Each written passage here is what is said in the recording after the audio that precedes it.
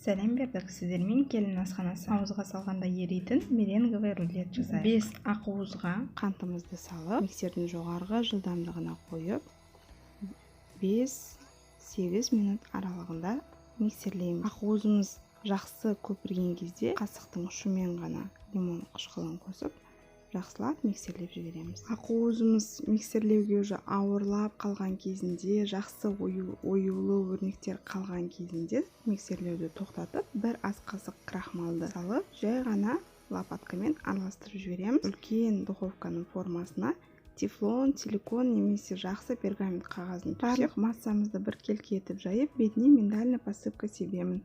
150 градус қызып тұрған пеште 40-45 минут пісіріп аламын. Егер сіздің де духовкаңыз менікі сияқты бетін күйдіріп жіберетін болса, духовканың есігіне кішкене ғана ағаш таяқшаны қойып қойсаңыздар болады. Меренгамыз 45 минут духовкада тұрды, жақсы пісті, жақсы көтерілді. Енді крем дайындаймыз.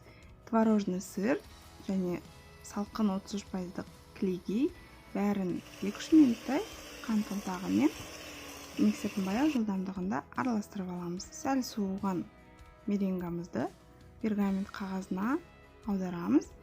Шоколадты ганаш жағып көрдім, бірақ жақпай қою керек екен, қатты тәтті болып кетеді.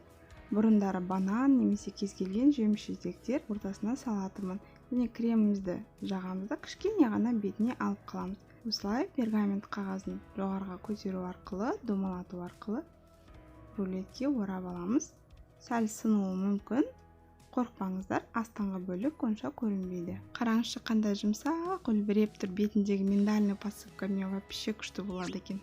Орап болған соң 1-2 сағатқа тоңазытқышқа қойып қоямыз, өз-өзіне келіп, крем сіңу үшін. Каналымда осы меренговый рулетті тек заварной креммен жасалу рецептісі бар. Капкейктердің, ыстық тамақ, әртүрлі десерт, торттардың рецепттері бар, қарап көріңіздер.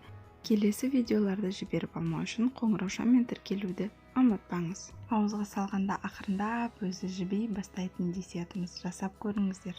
Сіздермен болған келін асханасы.